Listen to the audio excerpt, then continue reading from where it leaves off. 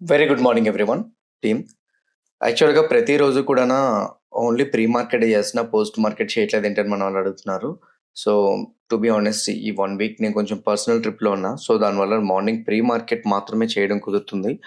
Post market చేయడానికి అస్సలు time ఉండట్లేదు. మోస్ట్‌లీ ఈ వీక్ ఇలానే ఉంటది. సో, నెక్స్ట్ వీక్ నుంచి అయితే మాత్రం pre market, post market and long videos కూడా నేను మీకు చేస్తాను. అండ్ వీటితో పాటు మేజర్‌గా యెస్టర్‌డే గురించి కొన్ని అప్డేట్స్ డిస్కస్ చేయాల్సినవి కూడా ఉన్నాయి. నిన్న మన మార్కెట్స్ క్లోజ్ అయిన తర్వాత మోస్ట్‌లీ నెగెటివ్ అప్డేట్సే ఎక్కువగా వచ్చినాయి. కానీ ఎందుకు గిఫ్ట్ నిఫ్టీ ఇప్పటికి కూడా న్యూట్రల్‌గా చూపిస్తుందన్న దాని గురించి మాట్లాడాలి. వీటితో పాటు హెచ్‌డిఎఫ్‌సి బ్యాంక్ రిలేటెడ్‌గా ఒక ఇంపార్టెంట్ అప్డేట్ కూడా ఉంది. ఏడీఎస్‌లో బిగ్ కరెక్షనే కనపడుతుంది. సో, ఏడీఎస్‌లో వచ్చేసరికి ఓ 3%, 2% వరకు కరెక్షన్ కనపడుతుంది. అండ్ వాటి గురించి కూడా మనం డిస్కస్ చేద్దాం. వీడియో అయితే మాత్రం ఎండింగ్ వరకు చూడండి. ఇంకోటి, వీడియో చూసినేటప్పుడు ఏ పాయింట్ ఆఫ్ వ్యూలో అయినా గానీ, నేను మా టీమ్ మీకు ఎఫర్ట్స్ పెట్టామనిపిస్తే డెఫినిట్‌గా వీడియోని లైక్ చేయండి. ఛానల్ ఇంకా సబ్స్క్రైబ్ చేసుకోకుండా వీడియో చూస్తూ ఉంటే ఛానల్ కూడా సబ్స్క్రైబ్ చేసుకోండి. ఇదే వీడియో మీ ఫ్రెండ్స్ ఆర్ మీ రిలేటివ్స్ షేర్ చేస్తే హెల్ప్ అవుతుందనుకుంటే వాళ్ళకి కూడా షేర్ చేయండి. నౌ ఫస్ట్ వన్ వచ్చేసరికి లాస్ట్ నైట్ యూఎస్ మార్కెట్స్‌లో ఏం జరిగింది అన్న దాని గురించి స్టార్ట్ చేద్దాం. డౌ జోన్స్ 113 పాయింట్స్ నెగెటివ్‌గా క్లోజ్ అయితే, నాస్డాక్ 21 పాయింట్స్ నెగెటివ్‌గా క్లోజ్ అవ్వడం మనం చూసాం. ఓవరాల్‌గా చూసుకుంటే యూఎస్ మార్కెట్స్ న్యూట్రల్ విత్ నెగెటివ్‌గా క్లోజ్ అయింది. సో, యూఎస్ మార్కెట్స్ అట్లా క్లోజ్ అవ్వడానికి మేజర్ రీజన్ ఏంటి అనంటే, యెస్టర్‌డే వాళ్ళది ఇన్‌ఫ్లేషన్ డేటా యొక్క మేజర్ మ్యాక్రో అప్డేట్స్ అయితే మాత్రం రిలీజ్ అయినాయి. Core PC index data month on month చూస్తే లాస్ట్ టైమ్ 0.1%, ఎక్స్‌పెక్టేషన్ 0.2 నుంచి 0.3, నంబర్ ఏమో 0.2% వచ్చింది. అండ్ వాటితో పాటు మీరిక్కడ చూస్తే PCE price index data month on month చూస్తే -0.1, ఎక్స్‌పెక్టేషన్ 0.1-0.2, నంబర్ 0.2 వచ్చింది. లాస్ట్ టైమ్ ఏమో PCE price index data year on year చూస్తే 3.7, ఎక్స్‌పెక్టేషన్ 3.6 నుంచి 3.7, నంబర్ ఏమో 3.7 వచ్చింది. అంటే లాస్ట్ టైమ్‌తో నంబర్స్ కంపేర్ చేసుకుంటే ఈసారి పెరిగినాయి.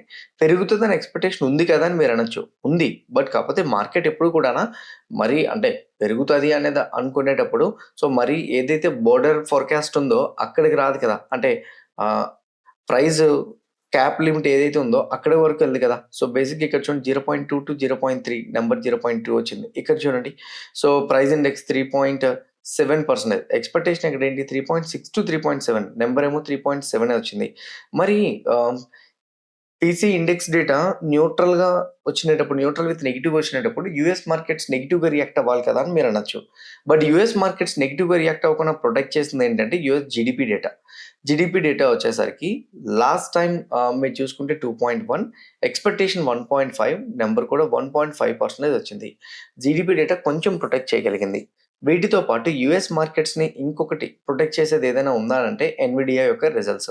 ఎన్విడియా రిజల్ట్స్ కొంచెం పాజిటివ్‌గా ఉండడంతోటి ఎన్విడియా స్టాక్స్‌లో పాటు మిగతా ఏ కంపెనీస్ ఏవైతే ఉన్నాయో వాటిలో కొంచెం రికవరీ కనిపించింది. అందువల్ల నాస్డాక్‌లో పెద్దగా మనకి డిప్ అయినట్టయితే మాత్రం కనిపించలేదు.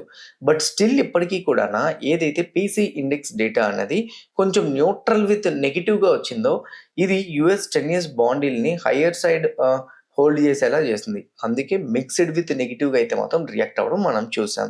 హౌఎవర్ వార్ సిట్యుయేషన్ పాయింట్స్ అంటారా? అది అలానే కంటిన్యూ అవుతుంది. ఆ కన్సర్న్స్ ఇంకా అలానే ఉన్నాయి. ఓకే. నౌ యూరోపియన్ మార్కెట్స్ పరంగా చూసుకుంటే majority of the European markets అన్నీ మిక్స్డ్‌లో ఉన్నాయి. ఏషియన్ మార్కెట్స్ పరంగా చూసుకుంటే majority of the Asian markets అన్నీ కరెంట్‌లీ మిక్స్డ్‌లో ట్రేడ్ అవుతున్నాయి. జపాన్ మార్కెట్ 0.2% నెగెటివ్‌లో ట్రేడ్ అవుతుంటే, చైనా మార్కెట్స్ అన్నీ కూడా న్యూట్రల్ విత్ పాజిటివ్‌లో ట్రేడ్ అవుతున్నట్టు మనకు కనపడుతుంది. ఇండెక్స్ ఫ్యూచర్స్‌లోకి వెళ్లి చూస్తే అంటే డవ్ ఫ్యూచర్స్, నాస్డాక్ ఫ్యూచర్స్ ఎలా ట్రేడ్ అవుతున్నాయి అనేది చూస్తే కరెంట్‌లీ డవ్ ఫ్యూచర్స్ 200 పాయింట్స్ పాజిటివ్‌లో ట్రేడ్ అవుతుంది. నాస్డాక్ ఫ్యూచర్స్ 220 పాయింట్స్ పాజిటివ్‌లో అయితే మాత్రం ట్రేడ్ అవుతుంది. As I told you Nvidia యొక్క రిజల్ట్సే నాస్డాక్ అది పాజిటివ్ సైడ్ వెళ్ళేటట్టు బూస్టప్ అయింది. అదే మనం డవ్ జోన్స్‌ని అయితే మాత్రం పాజిటివ్ సైడ్ ట్రేడ్ అవుతున్నట్టు చూడగలుగుతున్నాం. When it comes to gift Nifty 24,363, gift నిఫ్టీకి మన నిఫ్టీ 50 ఫ్యూచర్స్ చూసుకుంటే 80 పాయింట్స్ వచ్చేసరికి little bit gap down opening కనపడుతుంది. అదే స్పాట్‌కి చూసుకుంటే approximately 150 points gap up opening చూపెడుతుంది. I don't think 150 points gap up opening జరుగుతదని. బట్ కరెంట్‌లీ అయితే మాత్రం ఇది జస్ట్ 80 పాయింట్స్ మాత్రమే gap up opening negative opening ఏదైతే ఉందో అదే రిఫ్లెక్ట్ అవుతదని నేను అనుకుంటున్నాను. ఇంకోటి గిఫ్ట్ నిఫ్టీ అలా రిఫ్లెక్ట్ అవుతదని చెప్పడానికి ఇంకొక కారణం కూడా ఉంది. అంటే నెగెటివ్‌గా ఓపెన్ అవ్వడానికి ప్రాబబిలిటీస్ ఉన్నాయని. Negative means not a gap down but neutral with నెగెటివ్‌గా ఓపెన్ అవ్వచ్చు. దానికి కారణం మన ఇండియన్ ఏడిఎస్. మన ఇండియన్ స్టాక్స్ అమెరికాలో ట్రేడ్ అయినవి ఒకసారి చెక్ చేసుకుంటే HDFC bank ADR 2% close to 2% negative side correction అయింది. సో, ఇన్ఫోసిస్ ఏమో 2.83% నెగెటివ్‌గా కరెక్షన్ అయింది. Wipro 2.66, ICICI bank 0.8% negative. ఓవరాల్‌గా చూస్తే banking ADRs negative. Infosys and Wipro 2 కూడా నెగెటివ్‌గా క్లోజ్ అయినాయి. సో, అసలు ఏడిఆర్స్ ఎందుకు నెగెటివ్‌గా క్లోజ్ అయినాయి? వన్ బై వన్ చెప్తాను. ఫస్ట్ వన్ వచ్చేసరికి ఎన్విడియా కంపెనీ ఎర్నింగ్స్ వల్ల ఫాల్ వచ్చింది. మీరనొచ్చు ఎన్విడియా కంపెనీ ఎర్నింగ్స్ వస్తే ఫాల్ ఎందుకొచ్చింది? సో, యాక్చువల్‌గా ఇంకా ఎక్స్‌పెక్టేషన్స్ పెరుగుతాయి కదా అని అనొచ్చు. వీళ్ళిచ్చిన మార్జిన్ గైడెన్స్ కూడా పాజిటివ్‌గానే ఉంది. బట్ మేజర్‌గా ఎక్కడ మార్కెట్స్‌కి నెగెటివ్‌గా తీసుకుందంటే, మేజర్‌గా ఐటీ స్టాక్స్ ఎక్కడ నెగెటివ్‌గా తీసుకుంది అనంటే, the first one Nvidia earnings వల్ల మేబీ సో, ఎవరైతే మనకి ఐటీ ఇంజినీర్స్ ఉన్నారో వాళ్ళు చాలా తక్కువ మంది రిక్వైర్మెంట్ ఉంటారు అని కరెంట్‌లీ అయితే మాత్రం ఎక్స్‌పెక్టేషన్స్ ఉన్నాయి. సో, ప్రాజెక్ట్స్ లాంగ్ టర్మ్ అయితే మాత్రం వస్తాయి. కానీ లెట్స్ సే ఎన్ ఎగ్జాంపుల్ 10 మంది వర్క్ చేయాల్సింది ఏఐ ద్వారా అయితే మాత్రం 6-7 పీపుల్ సరిపోతారు. ఇంకో 3 పీపుల్ అవసరం లేదు. సో, దానివల్ల ఎంప్లాయ్‌మెంట్ తగ్గే ఛాన్సెస్ ఎక్కువగా ఉంటాయి. ఇది one of the negative point బేసిక్‌గా ట్రెడిషనల్ ఐటీ కంపెనీస్‌కి అయితే మాత్రం. So, this is the first one Infosys stock drop అవ్వడానికి. సెకండ్ వన్ వచ్చేసరికి ట్రంప్ వచ్చేసరికి 1,00,000 డాలర్స్ అయితే మాత్రం హెచ్-1బీ వీసా యొక్క ఫీజ్‌నైతే మాత్రం ఇంపోజ్ చేయాలనుకుంటున్నారు. దీనివల్ల అదర్ కంట్రీస్ నుంచి యూఎస్‌కి వెళ్లి వర్క్ చేసే వాళ్ళ యొక్క నంబర్ తగ్గిపోతది. అప్పుడు లోకల్ పీపుల్‌ని ఎక్కువగా హైర్ చేసుకోవాల్సొస్తది వాళ్ళు. అలాగ గాని చేసుకుంటే ఔట్ ఆఫ్ కంట్రీస్ ఉన్న పీపుల్‌ని హైర్ చేసుకోలేకపోతే మాత్రం మేబీ అక్కడున్న కంపెనీస్ లోకల్ కంపెనీస్‌కి ఎక్కువ ప్యాకేజ్ ఇవ్వాల్సొస్తది. దీనివల్ల కూడా కొంచెం మార్జిన్ ప్రెషర్ పెరిగే ఛాన్సెస్ కూడా ఉండేటట్టు కనపడుతున్నాయి. రీసెంట్‌గా యూబీఎస్ వాళ్ళు కూడానా టీసీఎస్ మీద న్యూట్రల్ రేటింగ్ ఇచ్చారు. విప్రో మీద న్యూట్రల్ రేటింగ్ ఇచ్చారు. ఇన్ఫోసిస్ మీద టార్గెట్ ప్రైస్ రైజ్ చేశారు గానీ 1% మాత్రమే రైజ్ చేశారు. మిడ్ క్యాప్ కంపెనీస్ మీద కొంచెం టార్గెట్ ప్రైజెస్‌ని పెంచారు. లార్జ్ క్యాప్స్‌లో టెక్ మహీంద్రా ఒకటుంది. హెచ్‌సీఎల్ టెక్ మాత్రం న్యూట్రల్‌గా అయితే మాత్రం ఉంది. So, persistent system by target అయితే మాత్రం ఇచ్చారు.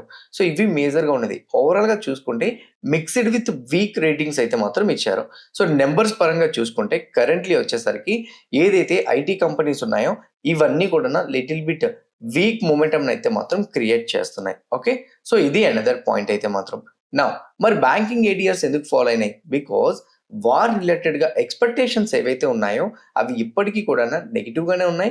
కమోడిటీస్‌లో క్రూడ్ చూస్తే ఇప్పటికి 86.52 దగ్గర ట్రేడ్ అవుతుంది. Brent oil, crude oil WTI ఏమో 81.80 దగ్గర అయితే మాత్రం ట్రేడ్ అవుతుంది. అంటే close to 0.5% negative. Brent oil, crude oil WTI 2 కూడా నెగెటివ్‌గా ఉన్నాయి. సేమ్ టైమ్ వచ్చేసరికి హెచ్‌డిఎఫ్‌సి బ్యాంక్ చైర్మన్ పైన కాషియస్ పాయింట్స్ అయితే మాత్రం ఉన్నాయి. Because currently HDFC bank MD and సీఈఓగా శశిధర్ జగదీశన్ గారు అయితే మాత్రం కంటిన్యూ అవుతున్నారు. అతని టెన్యూర్ ఇంకో 2 మంత్స్‌లో కంప్లీట్ అవ్వబోతుంది. ఆర్‌బీఐ గవర్నర్‌కి అయితే మాత్రం హెచ్‌డిఎఫ్‌సి బ్యాంక్ చైర్మన్ వాళ్ళు రీఅపాయింట్‌మెంట్ కోసం కంప్లీట్‌గా అప్రూవల్స్ కోసం పెట్టారు. ఆర్‌బీఐ గవర్నర్ గారైతే మాత్రం ప్రెజెంట్ రైట్ నౌ దీన్ని రివ్యూ చేస్తున్నారు. సేమ్ ఎండీ అండ్ చైర్మన్ అయితే మాత్రం కంటిన్యూ చేస్తారు అని మార్కెట్ ఎక్స్‌పెక్ట్ చేస్తున్నది ఏదైతే ఉందో అండ్ మేబీ అది ఇప్పటి వరకు కంటిన్యూ చేయడానికి ఆర్‌బీఐ అప్రూవల్స్ ఇవ్వలేదని క్లారిటీ వచ్చేసింది. ఇంకోటి ఏంటి అనంటే కొత్త చైర్మన్‌ని ఎవరు తీసుకొస్తారనే లిస్ట్ ఆఫ్ నేమ్స్ కూడా ఇప్పటి వరకు క్లారిటీగా సార్ట్ ఔట్ కూడా చేయలేదు. దీనివల్ల మేబీ హెచ్‌డిఎఫ్‌సి బ్యాంక్ యొక్క ఏడీఆర్ నెగెటివ్‌గా కరెక్షన్ అయ్యేటట్టు చూపెడుతుందనేది నా పర్సనల్ ఒపీనియన్. ఇదే వన్ ఆఫ్ ద పాయింట్ మనకి హెచ్‌డిఎఫ్‌సి బ్యాంక్‌లో ఏడిఆర్స్‌లో కూడా ఫాల్ రావడానికి. ఒక పక్క IT stocks ADRs weak momentum కనిపించడం, ఇంకో పక్క banking stock ADRs weak momentum కనిపించడం, క్రూడ్ ఆయిల్ హైయర్ సైడ్ ఉండడం మన మార్కెట్‌లో నిఫ్టీ 50కి న్యూట్రల్ విత్ నెగెటివ్‌గా ఓపెన్ అవ్వడానికి హెల్ప్ అయిందనేది నా opinion. When it comes to FI and DI data. FII data ప్రకారంగా చూసుకుంటే FII on yesterday 502 crores cash మార్కెట్‌లో బై చేస్తే డిఐ 6,425 క్రోర్స్ మార్కెట్‌లో బై చేయడం జరిగింది. వాళ్ళు ఎఫ్&ఓలో బిల్ చేసిన డేటా ప్రకారంగా క్యాలిక్యులేట్ చేసుకుంటే మీరు చూడండి క్లియర్‌గా ఎఫ్ఐఐ ఇప్పటికీ కూడా 1,86,000 పొజిషన్స్ నెగెటివ్ సైడ్ బిల్ చేస్తూ పెట్టుకున్నారు. Option side 7,92 proprietary traders option side అయితే మాత్రం కొంచెం ఇండెసిసివ్‌గా కనపడుతుంది. ఎఫ్ఐఐ అండ్ అలానే ప్రొప్రైటరీ ట్రేడర్స్ డేటా ప్రకారంగా చూసుకుంటే ఎఫ్ఐఐ ఇండెక్స్ ఫ్యూచర్ సైడ్ అయితే మాత్రం షార్ట్ సైడ్ పొజిషన్స్‌ని ఎక్కువగా బిల్ చేసినట్టయితే మాత్రం మనం చూడగలుగుతున్నాం. దీనివల్ల ఎనీ రైజ్ సెల్ ఆన్ రైజ్‌గా మారే అవకాశాలు కూడా ఉన్నాయి. సెల్ ఆన్ రైజ్ మార్కెట్ లాగా. ఇప్పుడే కాదు నేను చాలా సార్లు చెప్పాను. ఎఫ్ఐఐ ప్రొప్రైటరీ ట్రేడర్స్‌లో FII index futures side, proprietary traders index option side పొజిషన్స్‌ని గాని ఎక్కువగా బీరిష్ షేడ్ గాని బిల్డ్ చేసి పెడితే, ఆ రోజు మార్కెట్‌లో మీకు ఫస్ట్ 1 అవర్‌లో పాజిటివ్ సైడ్ వెళ్తున్నా, ఫస్ట్ హాఫ్‌లో పాజిటివ్ సైడ్ వెళ్తున్నా, మార్కెట్ డిప్ అవ్వడానికి ప్రాబబిలిటీస్ అయితే మాత్రం ఉంటాయి. ఇది మేజర్‌గా మీరు చెక్ చేసుకోవాల్సింది కూడా. బికాజ్ లాట్ ఆఫ్ టైమ్స్ మీరు ఎప్పుడైనా అబ్జర్వ్ చేసారో లేదో, వాళ్ళిద్దరూ ఎక్కువగా నెగెటివ్ సైడ్ ఉంటే మాత్రం మోస్ట్‌లీ వాళ్ళ పొజిషన్స్ నెగెటివ్‌గా ఉంటే డిప్ అవ్వడానికే ప్రాబబిలిటీస్ అయితే మాత్రం ఉంటాయి. అంటే లెట్స్ సే ఎగ్జాంపుల్ నిఫ్టీ ఒక 70 పాయింట్స్ పెరిగిందనుకోండి. అక్కడి నుంచి నిఫ్టీలో కూడా నెగెటివ్‌గా మొమెంటం రావడానికి ప్రాబబిలిటీస్ అయితే మాత్రం ఉంటాయి. అది మెయిన్ పాయింట్ నేను చెప్పాలనుకున్నది. నౌ నిఫ్టీ 50 రిలేటెడ్‌గా చూసుకుంటే as per Nifty based on 15 minutes time frame ప్రకారంగా చూసుకుంటే యెస్టర్‌డే లాస్ట్ 15 మినిట్స్‌లో నిఫ్టీ 50లో అయితే మాత్రం 60-70 పాయింట్స్ డిప్ వచ్చింది. అంటే క్లోజింగ్ ఆప్షన్ సెషన్ వల్ల నిఫ్టీ ప్రైస్ మొమెంటం అనేది చేంజ్ అయ్యింది. ఇలా చేంజ్ అయినటప్పుడు ఫస్ట్ 30 మినిట్స్ అన్‌ప్రెడిక్టబుల్. బికాజ్ అంతకుముందు మీరు చూస్తే మీకు నిఫ్టీ 50లోని యెస్టర్‌డే పాజిటివ్ ఓపెనింగ్ చూపించింది. ఒక 100 పాయింట్స్ గ్యాప్ అప్. కానీ చూస్తే గ్యాప్ అప్ అనేది కేవలం 30-40 పాయింట్సే అయ్యింది. దాంతో పాటు నిఫ్టీ 50 లాస్ట్ 15 మినిట్స్ పెరిగిపోవడంతోటి చిన్నది స్పైక్ అయ్యి నిఫ్టీ 50లో షార్ప్ నెగెటివ్‌గా కరెక్షన్ రావడం చూసాం. ఇది ఎందుకు లాస్ట్ 15 మినిట్స్ క్యాండిల్‌లో ఒక బిగ్ మొమెంటం మనకు కనిపించడంతో. ఇప్పుడు కూడానా లాస్ట్ 15 మినిట్స్ క్యాండిల్‌లో అయితే మాత్రం డిప్ అవ్వబట్టి మార్కెట్ ఒకవేళ గాని న్యూట్రల్‌గా ఓపెన్ అయినా అంటే ఫ్లాట్‌లో ఓపెన్ అయినా కూడానా మేబీ నిఫ్టీ 50లో అయితే మాత్రం ఫస్ట్ 15-20 మినిట్స్ వాలటైల్‌గా ట్రేడ్ అవ్వచ్చు. సో, ఎనీ పాజిటివ్ మొమెంటం మార్కెట్‌లో ఒకవేళ రావాలన్నా కూడానా ఇక్కడ చూడండి. గుడ్ పాజిటివ్ డిప్ అయింది. సో, మేబీ ఇలా వచ్చింది కదా! ఇక్కడ మీరు చూడండి. సో, మేబీ ఇది గాని రీసెంట్ స్వింగ్ హై గాని బ్రేక్ అవ్వగలిగితే మనం పాజిటివ్ సైడ్ మొమెంటం చూడడానికైతే మాత్రం ఛాన్సెస్ ఉన్నాయి. సో, ఆ స్వింగ్ హైని నేను ఎక్స్‌పెక్ట్ చేయాలంటే ఇగోండి చూడండి. ఆ స్వింగ్ హై నేను డ్రా చేసుకుంటున్నా. 24,300 ఇదే ఫ్లో అనేది లాస్ట్ 15 మినిట్స్ ఫ్లో అనేది నెగెటివ్ సైడ్ గాని కంటిన్యూ అయితే మాత్రం మేబీ రీసెంట్ యొక్క లో ఉంది చూడండి 24,120 అక్కడి వరకు డిప్ అవ్వడానికి ఛాన్స్ ఉంటుంది. ఎనీథింగ్ 24,200 బిలో గాని ఒకవేళ నిఫ్టీ 50 సస్టైన్ అయితే మాత్రం స్లోగా 24,120 వరకు డిప్ అవ్వడానికి ప్రాబబిలిటీస్ అయితే మాత్రం ఉంటాయి. ఇది మేజర్ పాయింట్ మనం అర్థం చేసుకోవాల్సింది. If it breaks 24,200 down side maybe 24,120 వరకు మనం డిప్ చూడడానికి ప్రాబబిలిటీస్ ఉంటాయి. ఒకవేళ గాని 24,200 గాని బ్రేక్ చేయకపోతే 24,120 వరకు డిప్ చూడడానికి ఛాన్సెస్ అయితే మాత్రం చాలా తక్కువ అనేది నా ఒపీనియన్. అయితే ఏం జరిగే ఛాన్స్ ఉంటుంది? ఒకవేళ గాని మార్కెట్ ఓపెన్ అయ్యి ఇక్కడ ఓపెన్ అయ్యి సో, ఈ ప్రీవియస్ డే క్లోజింగ్ ప్రైస్‌ని గాని బ్రేక్ చేయకుండా ఇక్కడే ఇలా అప్ సైడ్ వెళ్ళడానికి ప్రయత్నిస్తుందనుకోండి. 300 లెవెల్ బ్రేక్ అయిన తర్వాతే పాజిటివ్‌గా వెళ్తది. లేదనుకుంటే మాత్రం ఈ రేంజ్‌లోనే ట్రేడ్ అయ్యి సడెన్‌గా బ్రేక్ డౌన్ అయ్యి ఈ లెవెల్‌ని రీటెస్ట్ చేయొచ్చు. సపోర్ట్ లెవెల్స్‌కొచ్చినేటప్పుడు బౌన్స్ బ్యాక్ ఎక్స్‌పెక్ట్ చేయండి. రెసిస్టెన్స్ లెవెల్స్‌కొచ్చినేటప్పుడు రివర్సల్స్ ఎక్స్‌పెక్ట్ చేయండి. సో, మేబీ అట్లాంటి టైమ్స్‌లోనే మీకు స్వింగ్ ట్రేడ్స్ తీసుకోవడానికి ప్రాబబిలిటీస్ ఉంటాయి. బ్రేక్ అయినేటప్పుడు డైరెక్షనల్ మొమెంటమ్స్ మనం తీసుకోవడానికి ఛాన్సెస్ కూడా ఉంటాయనేది నా personal opinion. When it comes to the Sensex రిలేటెడ్‌గా చూసుకుంటే సెన్సెక్స్‌కున్న ఇంపార్టెంట్ రెసిస్టెన్స్ లెవెల్ 78,000 అది సైకలాజికల్‌గా ఉన్న నంబర్ కూడానా.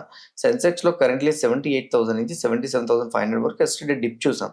ఎగ్జాక్ట్‌లీ క్లోజ్ అయిన నంబర్ కూడానా 77,500 సైకలాజికల్ నంబర్.